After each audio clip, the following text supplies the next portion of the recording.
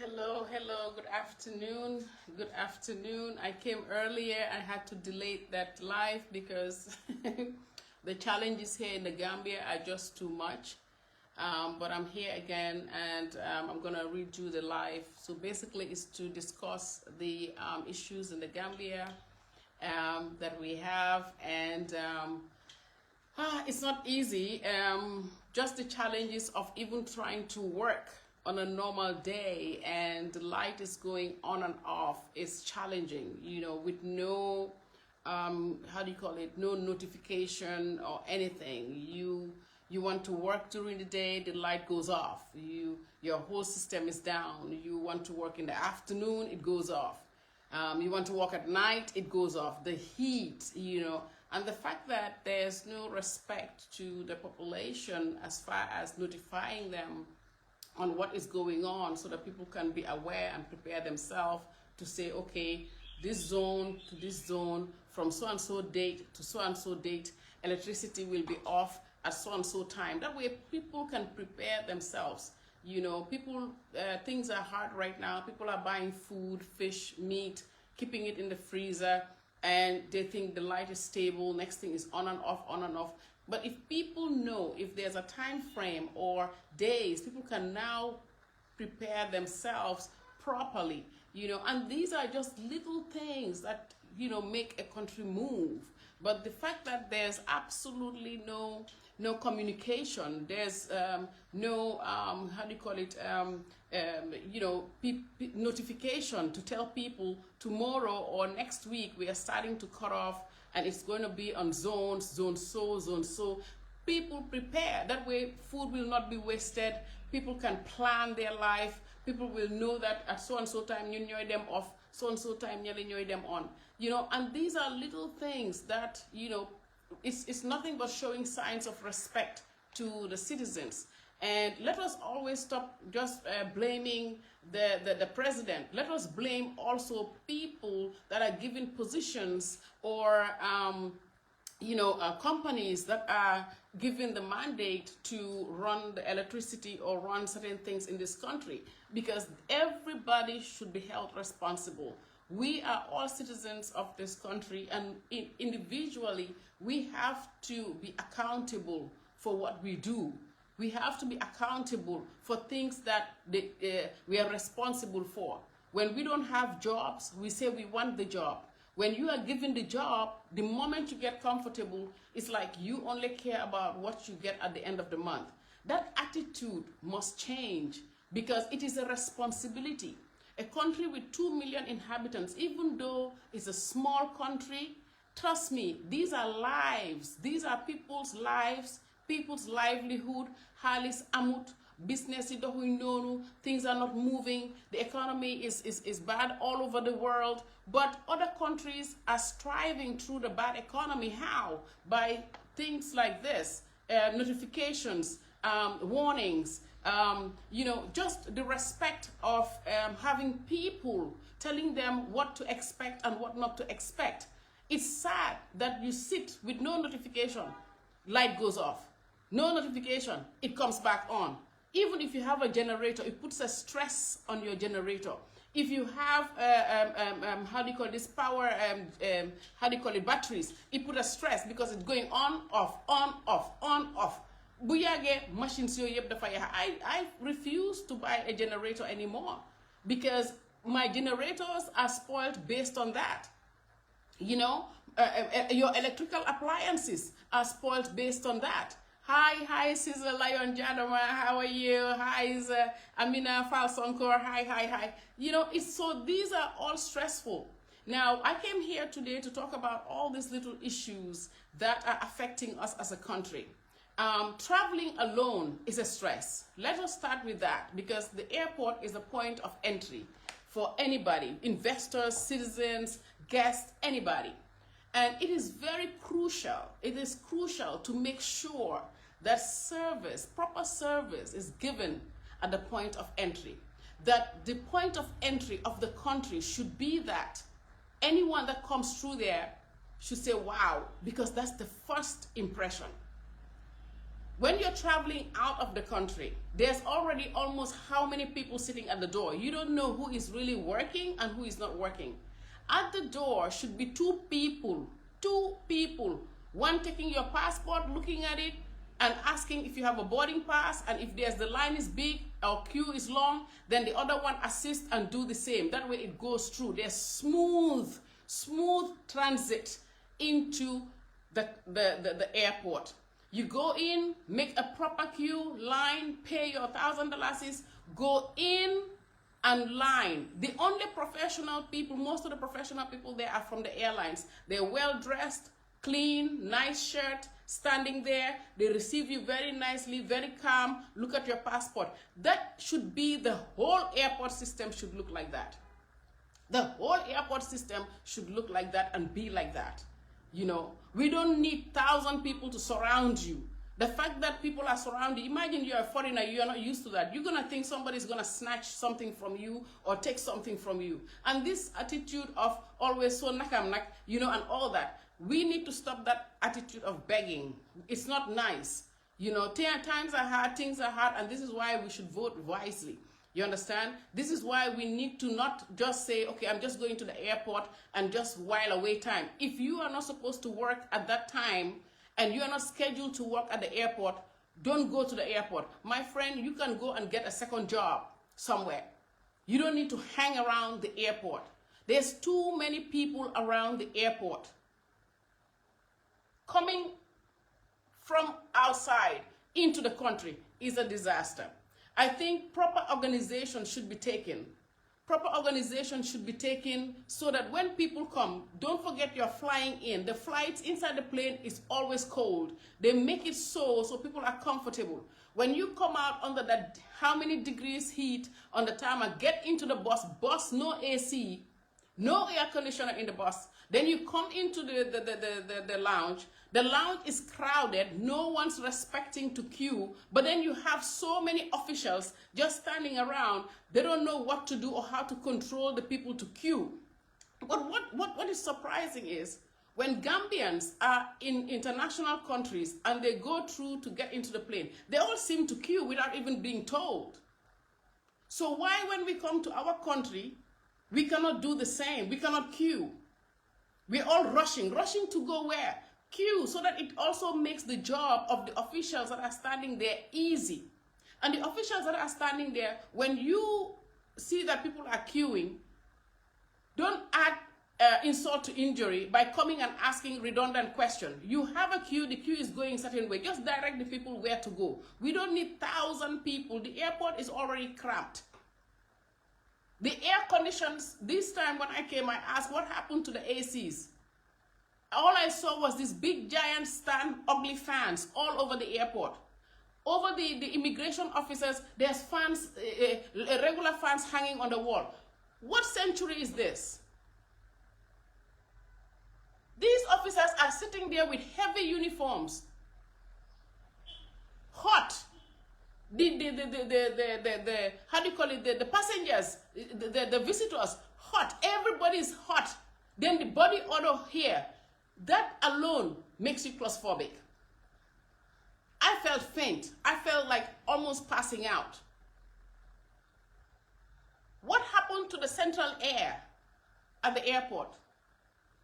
What happened to the air in the airport? Those fans are they're not heavy duty. They're not for the airport. Somebody was suggesting, oh, maybe they should have a stand AC. Those are not even for the airport. What we need is central air. When they rebuild that airport, that should have been part of the contract. Because when you have a central air system, what it does, when it cools the air all over the airport, when it feels that it is cool enough, it shuts off, it shuts down. So when it shuts down, that means the air is cool. It's an automatic system. So when it feels that it's getting hot again, it will release air again. That way it's safe. There's even energy saving now on this central air. Let us stop this mediocre thing. Let us stop everything. Afi Gambia la ninyi dinañ muñ or ninyi. Let us put quality the same way we walk through airport to airport. When you leave the Gambia and you go international, you can travel through 3, 4, 5 different airports, and you never even know that the weather outside. All you know is that the weather inside the airports are all comfortable. Though you can even go underground into the trains, all of that, the transport trains to take you to, you don't feel you don't even know the temperature outside until you actually go outside. Huh? This is our only international airport. This is where investors come in. This is where guests come in. We want people to come all the time to the Gambia. We want tourism to boom. Huh? This is our first point of contact on the Gambian soil. This is where the first impression should be, the airport. But when you come through that system, and then you go through immigration, after immigration, there's a whole other disaster, the baggage claim area. The baggage claim area, you just have that little thing just twirling around. You have thousands of people around. You don't know who is collecting baggage or who is just standing around. Why is there so many people who are not traveling inside that area? How many officers should be in that area? And this message is going to all the staff, from immigration to flight staff, to all the staff, to try to see how they can limit how many officers are around. When you go to international airports, you have huge international airports. And the only time you see an officer is when they stand guard, either by the door or the exit point of the airport. Fofungagis guards, they stand there with their guns just in case of emergencies. Just in case of emergencies, they stand guard. But you don't see anybody in the garbage area. Even your trolley is parked on one side. You want the trolley, you go pay for it, you take your trolley, you come and take your stuff. There's nobody hanging around. Huh? Because the heat in the airport, monono bole tangay bineka si airport bi, stress bineka si airport bi, with all of that, and then all other people standing, everybody wanting to ask you something. You know, all this so-called begging attitude, we need to stop it. This is not good for the country. And then we wonder why somebody went to the airport and they fainted. Even I, as a Gambian, wanted to faint. It was so hot and cramped. I was sweating. Huh? I almost wanted to pass out because I didn't have water to take a sip.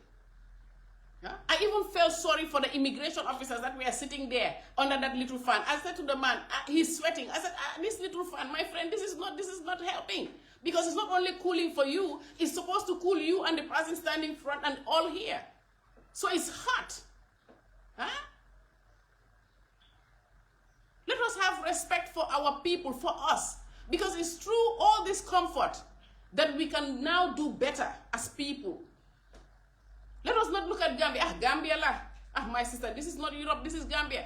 But we all leave the Gambia to go back way. We all leave the Gambia to go to Europe. But then we don't want the same for our country. How wicked can we be to our own self? If we keep saying fi Gambia la, so we have to accept ne fi Gambia la, and then we're using mediocre, everything is what it is. Fi Gambia la. How do you expect development? Let us change the mindset. Let us change the attitude. Let us say fi Gambia la te dañ buga lu baax.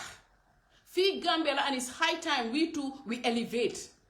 Fi Gambia la, why ñun tam nit ñi buga nañ lu baax, buga nañ lu set. Nañ leen buga suñ boppa. Suñ buggee suñ boppa dañoo buga suñ réew. Buñ buggee suñ réew, suñ lu nekk dina baax. Why we cannot fi Gambia la. Then you throw a chewing gum paper on the road. Fi Gambia la. Huh? You see dirt, or you even add to the dirt. Fi Gambia la. You don't wear proper uniform to the airport. Fi Gambia la. You do whatever, come on. Huh? Then what's the use? Why cry? If Fi Gambia la and we don't care, why cry when there's no investors? Why cry if there's no investment in the country? Why cry if nothing good comes to the country? Why cry if you don't have food to eat?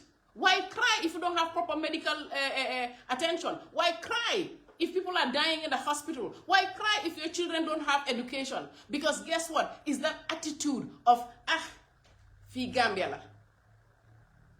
Until we begin to change that attitude and that mindset of, fi Gambia la,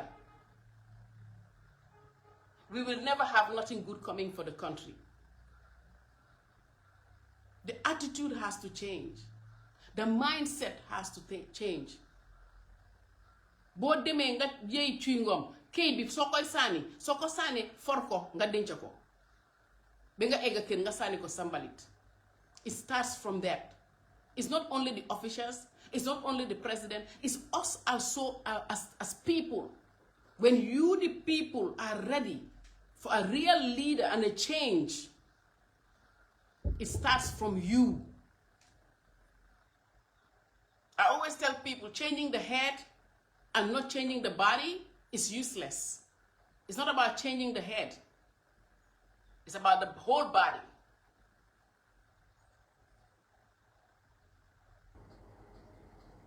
So we have to change the mindset. We have to change the way we think. Fi Gambia la. Then bu leen dem back way. Su fekkee ne fi Gambia la, toog leen fii. Bu leen dem fen. Toog leen fii. Live in filth. Live in dirt. Don't go anywhere. Don't want better for yourself. Stand in the heated airport. Stand in the hot airport. Faint if you want. Don't complain. Come on. Huh? We're almost 60 years old as a country. Since independence, since we took over and said we can do it ourselves. We, the Africans, can do it ourselves. Let us start thinking like that. We can do it. Because until and unless we have that mindset of we can do it ourselves and show that we can do it and do it, we will not be respected as people. We will not be respected. Because kula gis mu respect la sibiti, when they come into your country, they begin to disrespect you because they say, oh, this person with all that she's doing, look at her country. It's a shame. Because ñu ne bala nga xam nit ki demal fi mu dëkka demal këram parce que soo gisee nit ki di la ooyee hey xamul fa nga jógee waaye when they call you hey and then they come to your country and sit, they will say, this one, even the hey I'm calling them is even respectful. So let us want something good for Gambia. When you go to Senegal, Senegalese are so proud of being Senegalese. You don't hear a Senegalese telling you, wow, man la diw man manjaago la. No, they'll say, man, I'm a Senegalese, je suis Senegalese. They're proud of their country. They're proud of who they are. Yes, all Senegal is not all that, but they're trying. They're getting out of where they were. And Gambia was more advanced than Senegal back in the day. All the way to the 80s, 90s, Gambia was more advanced. We had much going on for us than Senegal. But they woke up. And they're doing a 360-degree turn. And we are still stuck. We're still stuck on tribal politics. We're still stuck on religious divide. We're still stuck on Gambia. We are still stuck on being lazy. We are still stuck of not wanting better. We're still stuck of talking about, we don't have good leaders. Yes, we do have good leaders. It's just that the good leaders we have, you don't want those good leaders. You want the ones that maybe they can benefit your family because it's family related. You want leaders that you can affiliate it. Wala suma mom si party bila nekon, wala suma yai si party. That's the problem. You're refusing to get out of that box. You're refusing to choose a leader based on what they can do and what they have done for country. You're refusing that because you feel, no, we are not even ready for that.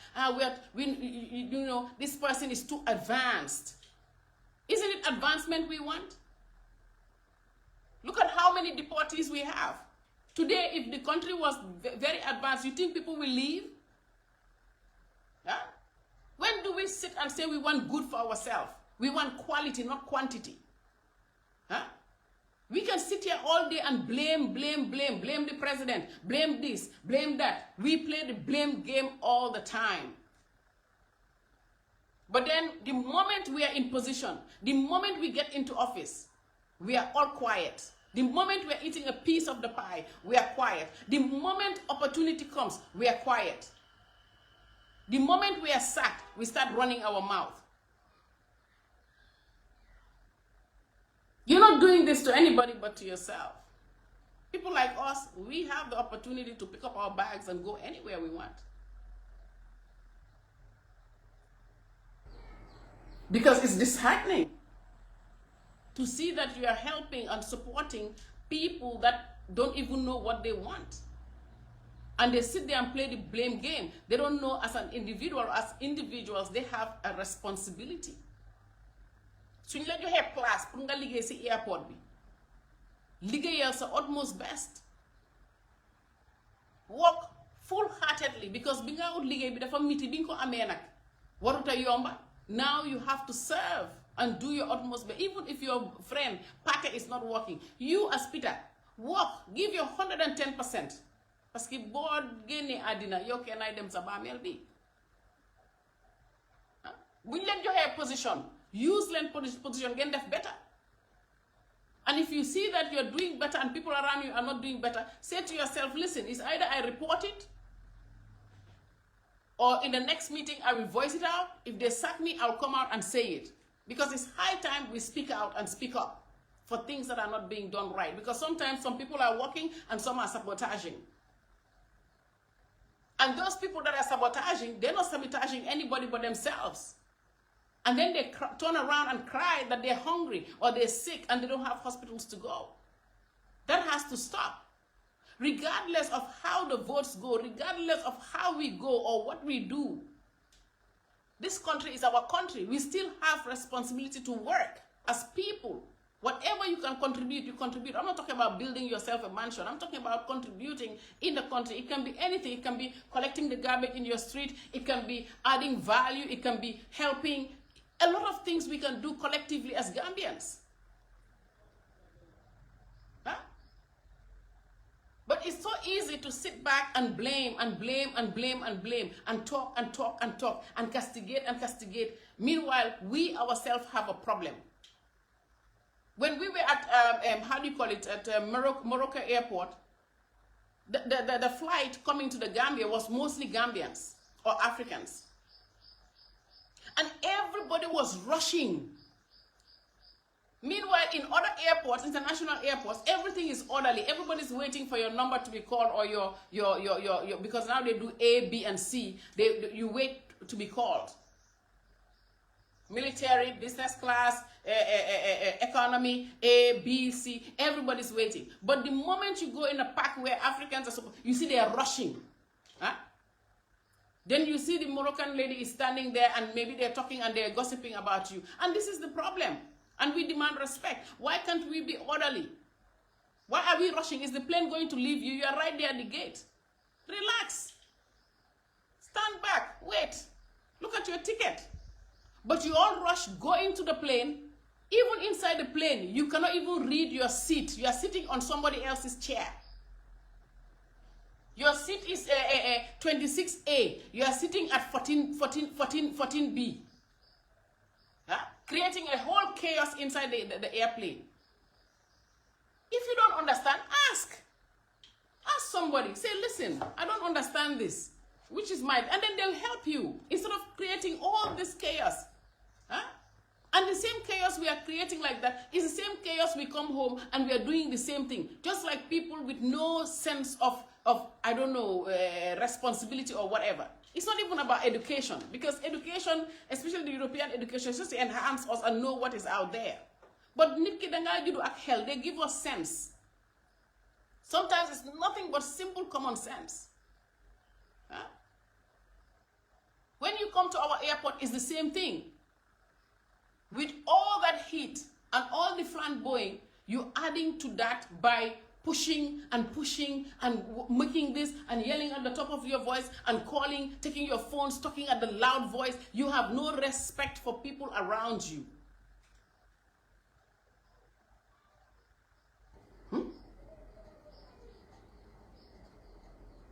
have a responsibility as a people. In order for us to hold our people in office accountable, we have to hold ourselves accountable first. The officer at the airport cannot do their job properly if you are disorderly. Because when you are disorderly, other people around you are disorderly, it is difficult to control. Then that officer gets intimidated. They because they know that the moment they say something, people will gang up on them. But that is why I say it starts from us. If we go and we are orderly, and then the officers are not doing what they're supposed to do, now we can say, listen, officer, we have been standing here in line all this time, and you guys are delaying, you are sitting there chatting, or you are doing this, then we can hold them accountable. But you cannot be disorderly and expect somebody. Because even if that person wants to set you straight, they have to yell at you or use stringent measures, and then you turn around and say, the officers at the airport were very rude. Huh? This is not just about the people in the government are our families and our friends too. The police are our friends and families too. And we need to always remember that they're not foreign people in there, but it's collective. We have to work collectively together as people. The same responsibilities they have to do their job is the same responsibilities we have as people. Airport be tangana be pare. But if we do things orderly and ñu dal, ñom tamit ñu mëna xam li ñoo def, then probably it will not be so extra hot. But I'm calling on the authorities for the airport that are responsible for the building of the airport, or whoever gave those contracts, to come back and look at those contracts and see what was the timeline for those ACs to go off, or to see in the contract if Central Air was labeled in there. Because when people submit their applications, they will make some beautiful applications or beautiful write-ups. And it is for the authorities to follow up on these and make sure every detail that was mentioned in this contract or application are fulfilled by the contractor. We cannot afford to have an international airport with all these ugly fans all over the place. You go to the check-in counter, there's like one big fan behind the lady, one big fan in front of the lady where the passengers are standing. If somebody trips on the cable and fall, what are you going to do? Those fans don't have the capacity. When I went to the airport, one was even spoiled. So how many fans are you going to buy for the whole airport? How many fans are you going to buy per year? Multiply that by how many years? Isn't it cheaper and better to put central air system that is automatic, where it can cool off and switch off and then come back on, just like any other country? Instead of these ugly things standing, which are hazardous, people can fall. Huh? You want to bring people into the country. You want to bring tourists into the country. You want to bring all this, and you have these ugly things all over the place. Huh? Go back to the agreement, go back to the write-up. Sometimes you go all the way back to the contractor's letter that they write and say, I'm submitting my application for this contract. This is what we offer. Look at their offers. If in their offer is not there, look at the specifications that we are giving to them. Somebody has to always police somebody. We have to always go back and see what we are getting for our dollar or for our dalasi. Because it is not fair to the people. It is not fair to the people. Because we are limiting people coming to this country.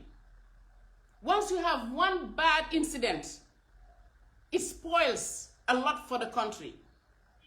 Somebody died because of maybe they have heat stroke. And another thing I want to point out, how come a whole airport doesn't have a medical staff or doesn't have people in the medical field that when somebody faints, they can do a test, maybe do a CPR on them prior to?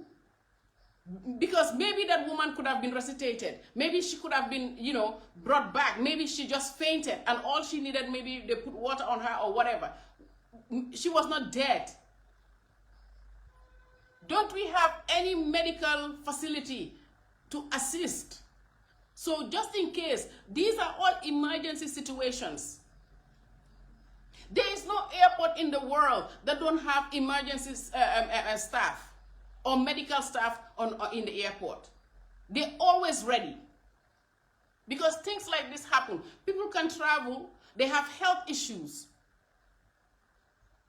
They can faint even inside the airplane. They are trained. Huh? Our airport should be well equipped with all these sectors. Because like I said, it's the first point of contact. Because by the time you rush that person to the hospital, probably that person could have been saved if we have proper medical care at the hospital for emergencies. Huh?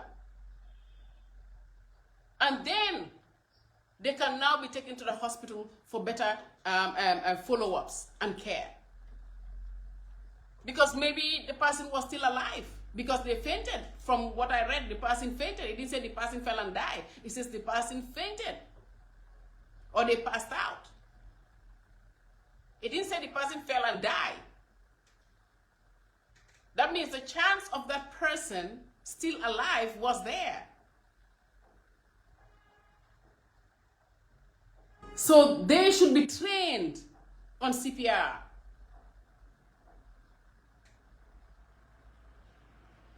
They should be trained. Maybe she just needed water. Maybe she was dehydrated.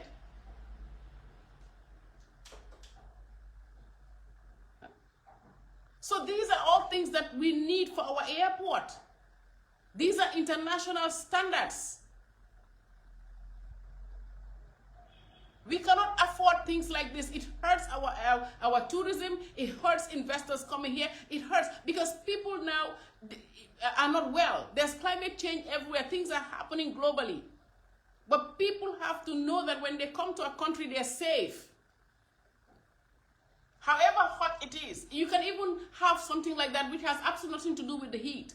But I know for sure when I came to the airport, I was sweating like crazy. I was claustrophobic because everything was just too much. You know? So imagine somebody else, even inside the airplane. So I mean, emergency situation, they know how to deal with it because they're trained for that. Until you come out of the plane, they will not land the plane anywhere just because. No, they're trained for that. It's part of the training.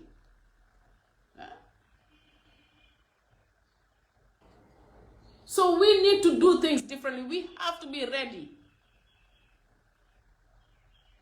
We are in the 21st century. Everybody's gone. Everybody's moving up. Gambia, we need quality, not quantity. We need to start wanting best for the Gambia. Let us stop this attitude of our Gambia. Because our Gambia, then buken tuki, talk nang talk ñu ñep fi. Our Gambia, buken wax affaire yi kuy dé ci l'hôpital bi. Our Gambia, don't cry for food or proper health or proper school. Just accept it the way it is. But if you change that mindset and say Gambia, and we need better, it's small, it can be developed, it is best. When imagine this small country, if it is developed, how beautiful it will be, how nice it will be, how much money will flow inside this country, how empowered every Gambian will be, only 2 million inhabitants. Do you know what that is for the Gambia if this country is developed? We will not have hunger issues. We will not have financial issues. Because everybody will want to come here. It will be destination Gambia. Investors will come, people will come, they will spend. Everybody will be back in business. Things will work out. From the airport out, people will be like, wow, I love this country. Right now, all people say, I love the country, they have beautiful beaches. My friend, it's not just about the beach because there's so many countries now with beautiful beaches. More beautiful than the Gambia. And on top of that, we cannot add in these little things that are so simple to fix. like medical system in the airport, or emergency staff in the airport, and little things, and get rid of those ugly fans all over the place.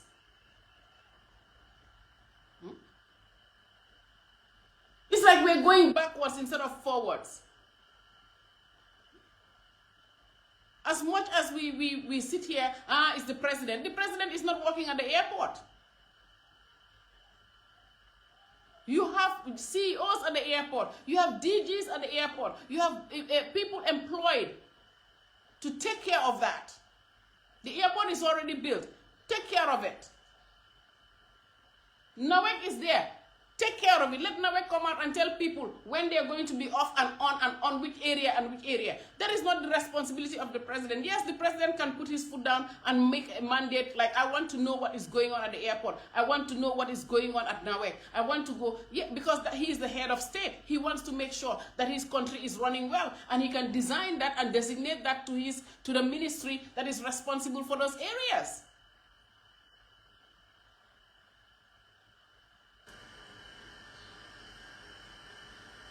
But as people also, we have a responsibility. We have to change our mindset and know that Dekabinyu Nyoko Mom. Dekabinyu Nyoko Mom doesn't mean only for you to build yourself a mansion and get a nice car and drive. That's not it. Dekabim Nyoko Mom, that means when you step your foot out of your gate, it should be nice, it should be clean. Wherever you go, as a responsible person, so ye chingom sa ke dudokosani simbedabi. Then you come from the airport, the new road, the new highway that they're building. The highway is not yet ready. But still, we have mayors and councillors in all these areas that can mandate that they clean the street.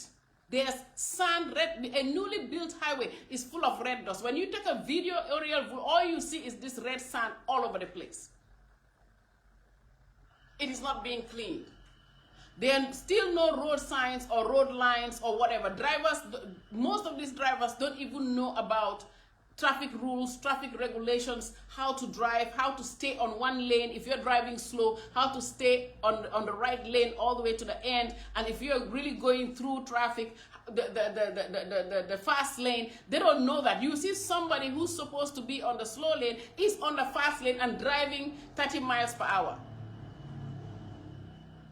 And then you're driving in the center, or you're driving in because there's kayak, you see somebody trying to overtake you on your right, even going off the road just to overtake you on the right. And people here don't understand traffic rules at all, because some people sit at home and get their license. So they don't understand traffic rules. They don't know what it is. All they see is, you want to be the yatuna. So they feel you want to be yatuna. They'll be zigzagging all over the place. And nobody's holding them to account. These are the people the police are supposed to stop. These are the people police are supposed to stop. Why are you zigzagging all over the place? And give you a ticket. When you get a ticket, next time you will drive in one side. Huh? Let us try to be responsible people. We used to have a signboard all over the Gambia saying, drive carefully. The life you save may be your own. We need to go back to putting those signs up again. Because people are forgetting that sometimes, even when they have accidents, it's not even they're killing other people, they're killing themselves. And that is what that signboard means. The life you save may be your own. Yes, the highway is not ready, but as it is not ready in stages, the stages that are ready, let the contractors start putting their lines in before they go too far. If it from airport to how do you call it, Paradise Estate, if it's done, if it's completely done, they need to go back and finish it. Trust me, if I was doing this contract, I would say finish per stages. Because we have a country where people don't understand rules, but when they see the thick lines and when they'll know to stay in their lane, and then we continue up to finish another part and we do the same. That way, we reduce the accidents on the road. But right now, there's no rules, no nothing, no signboard, no nothing. People are driving anyhow, helter-skelter, reversing on top of the highway, doing everything they want, anything they can, killing people, everyday accidents. It's chaotic. Under the bridges, around the bridges, now it's all a market. Everybody, all these sellers are basically on the highway. Highway bo hamne pare with mungi tilim, mungi ponde. People are all over the place. The whole country is chaotic. That is the first impression when you come from the airport.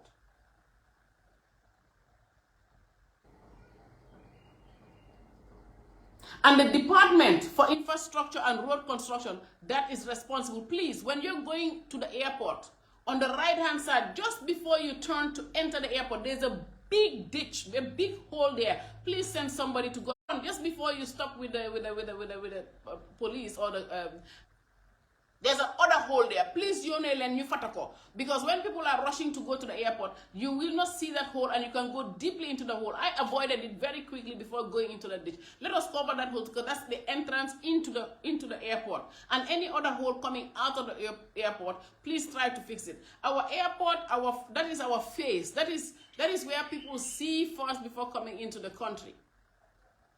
And these so-called road blockers or sleeping police or whatever it is that these police are putting, these little things that they put with no reflectors at night, it is very bad because it can cause dangerous accidents. If you're not used to these signs and you come into the country for the first time and you don't see them, you're driving, you can just hit it and go, and that's a loss of life. When police put a police stop, let it be a reflected paint. It's not all paint that reflects at night. And don't take your jackets or your reflecting jacket and wear it over that thing. That looks very crappy and scanty. Come on. Huh? Let us try doing things properly. When we came from the airport and we are supposed to pay our airport tax by the door, a guy came, he was wearing a ngenso. He looked very untidy, unkempt, and he said, I said, I'm not going to pay to you because you're not wearing a uniform. You're not working here. He said, no, I'm working here. I said, no. Call the guy in the uniform to come and collect the money. You see, because I don't tolerate mediocrity. He said, yes, I said, no, you put on your uniform. If you want to stand here, put on your uniform. So imagine I have guests and I come to the airport and I go to the first stop to pay airport tax and somebody like that just stand there talking to us. Huh? That tells a lot about what I'm going to see in the country.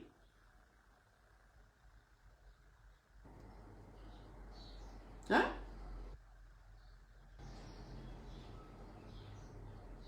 Somebody wearing them, so what does he have standing there collecting airport tax? Even talking to you. If he's there to cut the grass, then let him go and sit where the grass is and cut the grass. Let the officers that are wearing uniform come and meet the driver and say, good afternoon, sir, good morning, sir, or good evening, sir. Yeah, your tax is so and so dollars. You pay, they give you your receipt. And this thing about, oh, the receipt, we don't have receipt, or do you want receipt? Oh, we don't have receipt. What nonsense is this? You should always have receipt. Before your one pack of receipt is finished, you should be having another 10 pack come and sit there. Huh? Why are we sitting here and just accepting anything and it goes? Huh? One person cannot make that change. I, as an individual, cannot be going around and making that change and snapping on people. Then they say, it's not about Nahari Dedet. I just want quality over quantity. I just want what is good for the country. I want every sector of this country to be perfect. Not 100%, but at least to the point where I know when people come into this country, I am proud. Hmm? People are just sitting now. Is this government? Is that government? No, it's not just the government. It's you as well as the people. That's what you don't know. It's you as well as the people. It's a collective effort. Yes, the government has a big hand to play and a big role to play, which is to make sure there's discipline, make sure things work well, make sure things are done properly. But also us as people have a responsibility.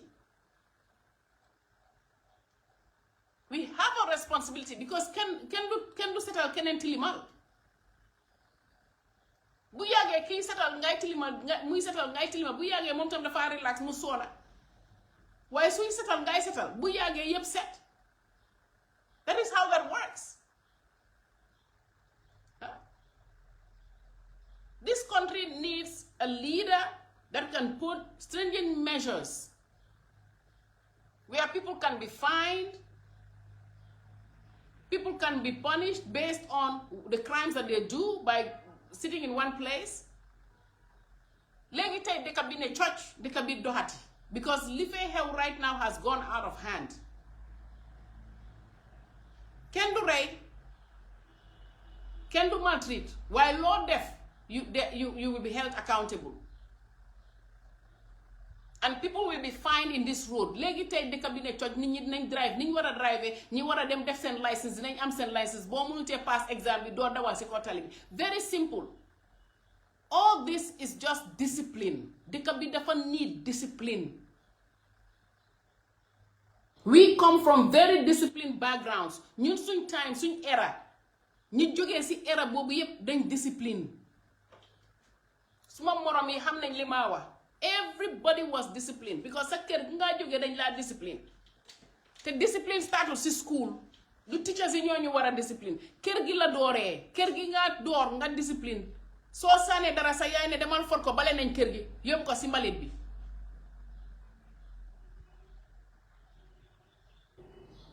Soo tilimalee maraay bi ñu ne demal fompa ko. Because in those days people were decorating their house dañoo jëkkat lu nekk mu set.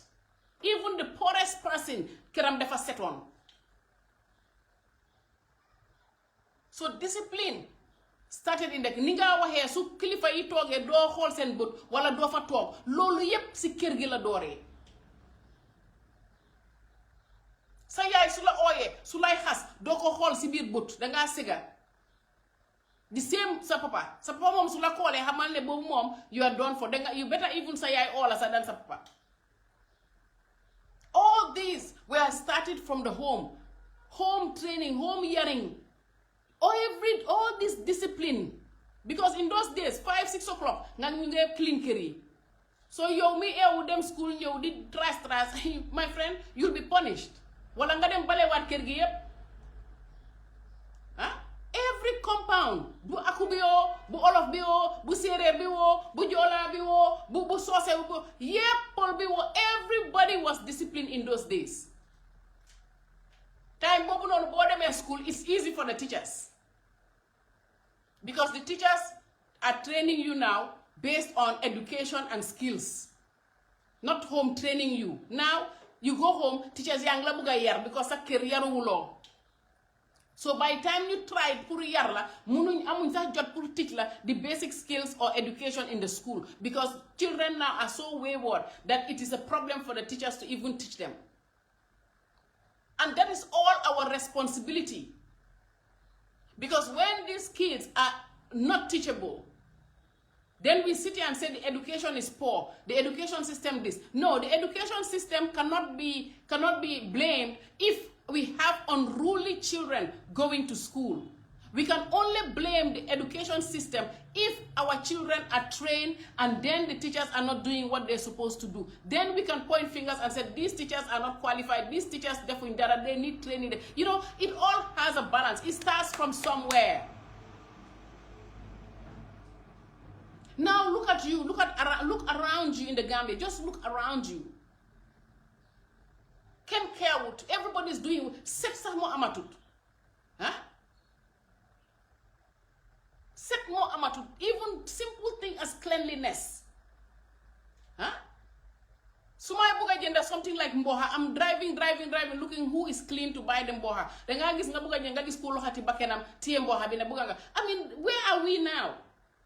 Bu jëkk ba su la nit di jaay mboxa danga gis mu jóg mu jël xobi naka suraati xobi mboxa bi moom laa jël sax mu téye mboxa bi wala mu téye plastique téye indi mboxa bi mu defaral mboxa bi du ko laal right now danga gis ku loxati bakken wala ku feed doomam breastfeed mu jël loxo bi ni melee noonu mu téye mboxa bi ne def la koo jaay and you go home and you want to eat that with all the disease and sickness that is here. Because now nobody's teaching even these people that. In the old days, you had cleanliness, we had hygiene, people were teaching these things. Then ko dan wone sa nit ñi pour xam lan moy cleanliness. Now none of that is happening. So we as people have a responsibility. We as people have a responsibility. Because just like I said, at the airport, if you go to the VIP lounge, the carpet The carpet on the VIP line is beige. Yep, I'm tupan dirty. I'm sitting there, I'm like, hey, if I have guests and say, let's go sit VIP line, this is how VIP line is looking like. If I'm, listen, the same machine, carpet doing for their ballet, then for their vacuum. The same vacuum has a washer. Dañoo ut boo xam ne industrial one la nga xam dafa am nakaturati. You can, after you vacuum it, you can put the how do you call it, the liquid, and you can wash the carpet and it dries the carpet. You don't even have to lift the carpet. All you have to do is move the furniture and do a cleaning. Huh? The glass windows, glass walls, everything, fingerprint stains, it's murky with dirt. The elevator is dirty. Inside the elevator is how do you call it, is stainless steel. It's all with fingerprints, all smudges. Smudges in the glass, smudges everywhere, cobwebs in between the system of the elevator, because it's like a see-through elevator. My friend, the reason why they do see-through elevator is because it looks clean and you can even see outside. I was even with a diplomat. I said, look at how dirty this is. Look at how, he said, yes, it's sad. I said, no, it's not sad. It's somebody has to be held responsible. If the airport cleaners are not cleaning, fire them. Let the airport maybe have cleaners under the airport instead of contracting. Because if they're contracting and those people are not doing what they say, cancel the contract because they're not fulfilling the contract. Gambia is the point, the airport is the point, the first point of contact for anybody coming to that. And if you have VIP guests, inside the VIP lounge should be clean. Lu nekk fa wara set dara warta ponde dara warta am fingerprint dara warta dama ñu tek ko fofu nonu su table bi damé o stool bi dana génné len ko fa carpet bi vacuum len ko rahas len ko wala rahas ngeen ekati ko dem rahas ko somewhere aj ko. No, there's a machine for it, very simple machine, just like a hoover. It washes it as it lays there and it dries it. Or put a dark carpet instead of putting beige. Where beige, you're putting beige, it looks nice the first day. But this is an airport with traffic. Don't put beige when you know you don't have the capacity to clean it. Put something that is dark, like chocolate brown or something. Something that can take the dirt, you don't see it. But that doesn't mean you put that and you don't clean it. You still have to vacuum it. You still have to clean it. Because somebody like me, I have allergies. If I sit and there's dust, I sneeze. I know, whoop, feet are dusty. Huh? And so other people have. We cannot say we have VIP lounge and the VIP lounge you're going through there, the walls, the glass, everything is dirty. Huh? Sitting lounge, everything is just anyhow. Huh? The same with our hospitals, the same with everything. Last time I traveled, I showed the hospital, just the emergency room. Now when I travel, what I'll do videos of airports and countries so that you guys can be seeing how it looks like. Because I want the Gambians to really see how other countries are like. You don't have to travel to first appreciate. Read, it's in the books. When you read, these things are all there. It's called education. It's called seeing things without seeing them. Huh? We want better for the Gambia. We want investments in the Gambia. We want proper people to come in the Gambia. We want proper tourism. Huh? We want quality tourism. But to get quality tourism, we all as collective people have to work towards that. Our country has to be on par for that. And it takes all of us collectively to do that.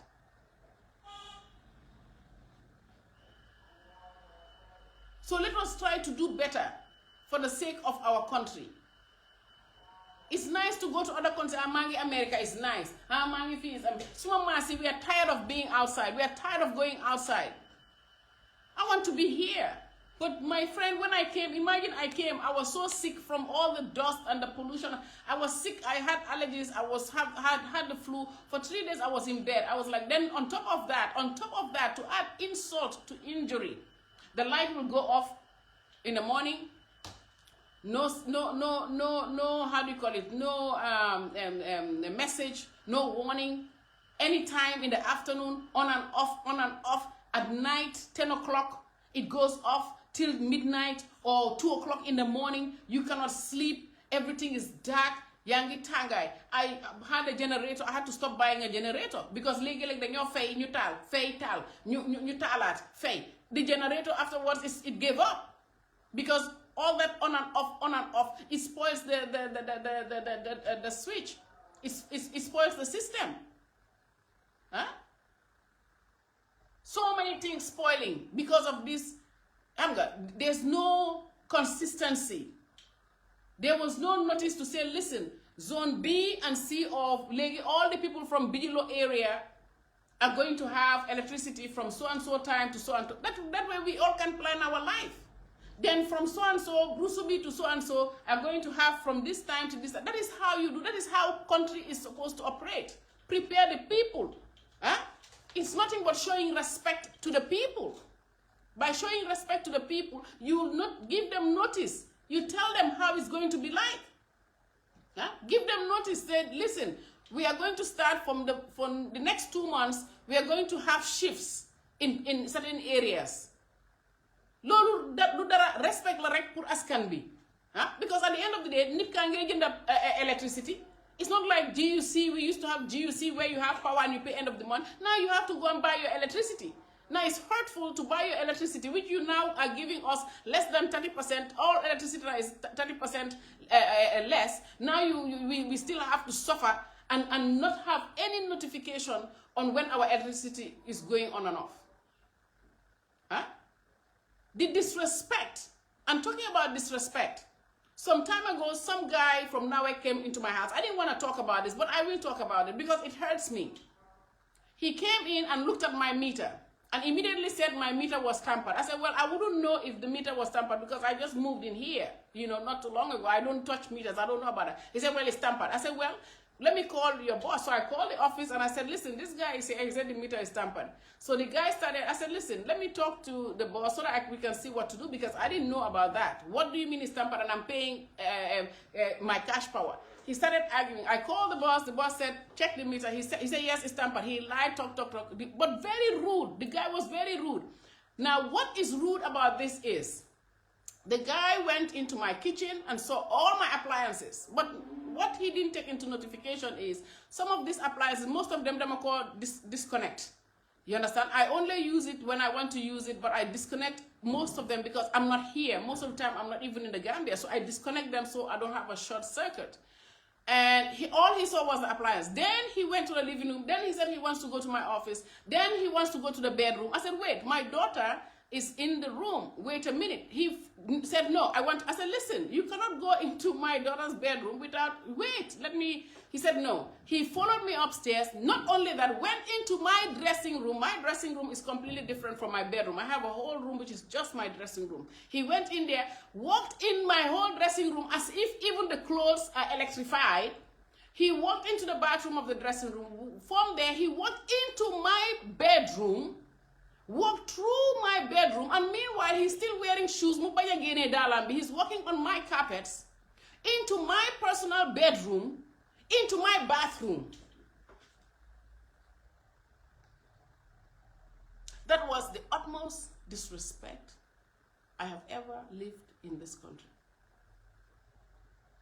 With such an attitude, and a young guy too, probably my daughter's age. Manako, you don't have to. No, I have to see the ACs, I'm sure they're on. I said, so what? You don't have to go into my bedroom to do what? I said, ask me, and I'll tell you. So finally, he took the meter, they went to Nawek, I went to Nawek with him, and I said, listen, I don't know, because I'm mostly not here, and I moved here not too long ago because I rented this place before. So who knows, maybe the person that was there, I don't know. So they checked, and they came back and they said, yes, that's fine, they will now fix it. I said, what is the problem? They said, well, it was tampered, but for some reason, you're still paying, because I pay $1,000 a week. When I'm in town, I even sometimes pay more. Sometimes if I'm not in town, I pay less. But my bill is never less than $1,000 or more. So 800, 600 if I'm not here. So they now said, we are sorry, it's okay. I said, no, it is not okay because he violated my privacy. You see, in America, I would have sued the whole Nawek company for invading my privacy, not just that boy. Imagine, in my bedroom, I even said to him, allow me, let me go upstairs, let me change, because I was just wearing my gown. Because when he came to the gate and he knocked, the guy opened the gate, he pushed the guy and came in. As if Somebody told him this woman is cheating. And then he came in, I said, what is it? He said, you're tamper. And he walked into my house. I said, okay, give me a moment. Let me go upstairs and change so I'm decent. Father Umasa. Maybe he didn't even understand the language that I said I want to be decent. Because I'm wearing a gown. I wanted to go up and change and look decent. He didn't even listen to me. He was just walking all over my house in my bedroom and wanted to go into my daughter's bedroom. If my sons were here, that would not happen. Even my daughter can beat him up. But you know what? We allowed him to do his shakara, like we say. And that was it.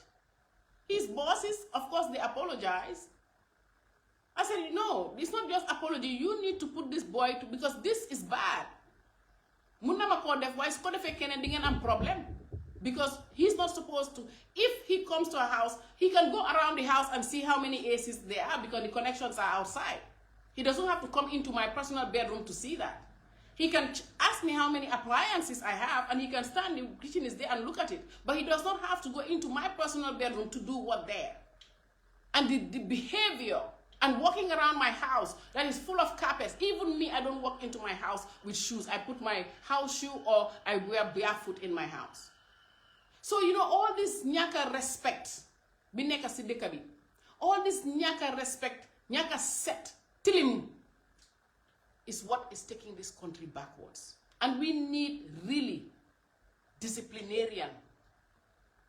Our country needs to be disciplined. Disciplined in cleanliness, disciplined in behavior, disciplined in the way we behave and respect for elders. It has to come back because lidu yobu dekabi karam. Dekabi tuti na tuti bo hamne, lu tuti tamit moko muna yaha. Te buru lolu dekabi dafa asuru. Because there's no respect anymore. Anybody can do anything, say anything, do what they want. Everywhere you go. For what? You think this is democracy? Go and look at the countries that are selling democracy. How disciplined they are. Because there you don't, what democracy? You don't obey road rules, you get a ticket. You can go to jail just for violating traffic rules. Because if you don't pay the fine, littering, there are countries, there are states in America, you pay $1,000 up to $5,000 just to litter. And if you don't pay it, you go to jail for that. That is democracy. Democracy comes with discipline. But in the Gambia, they think democracy, everybody think goes, everything goes. People don't care. They'll come on TikTok, they'll say whatever they want, they'll go, they'll do, and then they don't want to have any repercussion of what they're doing. Hey, you have to be responsible for your actions. I don't come here too often anymore to talk because I'm tired of talking. What I have to do for the Gambia, I'm doing and will do.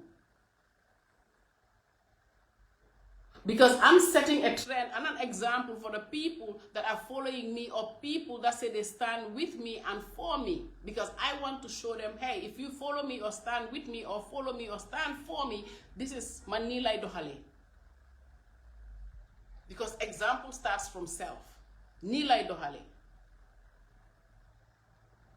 And until everybody else grasps that, and really want change and a better way of living and a cleaner way of living, mentally, sanitarily,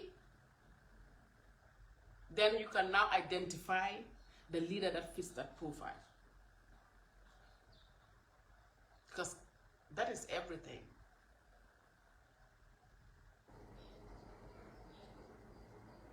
That is everything. So I want to thank you all for coming here today. Mostly it was about the airport situation and the heat and those ugly fans. And I'm begging the authorities to look into that. Let them see what is wrong. If there were central air or ACs in the airport, let them see what is wrong with it. And standing fans and standing ACs is not going to work because it's too hot and the doors are open. They need to have, how do you call it, the security doors where when you come close, it opens itself. And you know, when you're coming in, it opens itself. That way people don't have to touch it. And then it stays cool inside the airport, so that people can travel in and out at ease. Wherever you go now, it's like 20 hours, 30 hours, 45 hours flight because of transits. It's very difficult. So you want to always transit or transfer or travel at ease. So let us do better as a country, as people, for our country, so that the first point of contact, when we have friends or investors come into this country, they're already happy. They're already like, wow, I like this. This is nice. But to see the facade of the airport and say, ah, what a beautiful airport. And then you come in and it's chaos. That is not going to cut it. It's hot. It's chaotic. Everybody's there. You have to send shift, do time bobu. Then gain out of that area. It's enough that it's hot, it's congested. I'm got claustrophobic people. Sometimes they have this how do you call it, phobia of being in a crowded space. You don't want that when you come from the airplane and come in there like that. Ñi nga xamne waruñ fa nekk waruñ fa liggéey nañ génn si biti ñi nga xamne ñu ngi téye trolley porters yi, everybody outside. Too many officials around that are doing absolutely nothing. Some officials are even standing there. I don't know what kind of officers they are. They're just standing there holding a cart. I don't know what they are. But it's too many people at the airport. In international airports, bigger airports, you don't see that.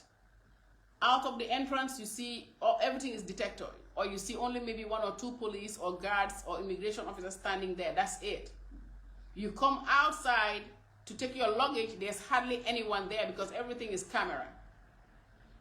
And maybe 1 or 2 officers just walking up and down for questions. You have an information desk. Very clean, very easy. In the Gambia airport, small as the airport is, you have like, I don't know how many people inside the airport. You think they're even all flying or all coming. Meanwhile, most of them are just there hanging around. For what? Huh? What are you hanging around?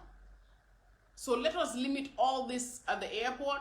Let us also try by all means to see how best we can fix the ACs. Let us do central air, because with the central air cooling system, there's energy savers now.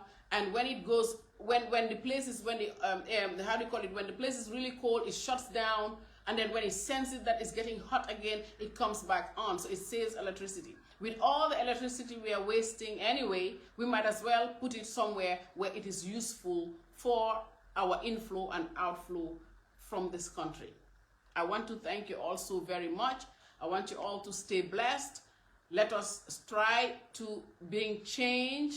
Change starts with us.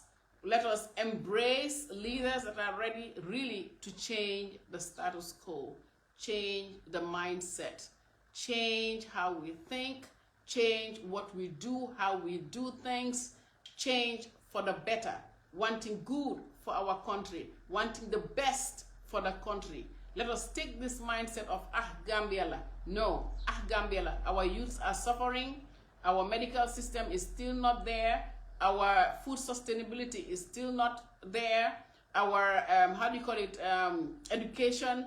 All these things is because of that attitude of, Gambia. Gambia. Gambia, it goes all the way to the top. It's Gambia. No, let us change the mindset.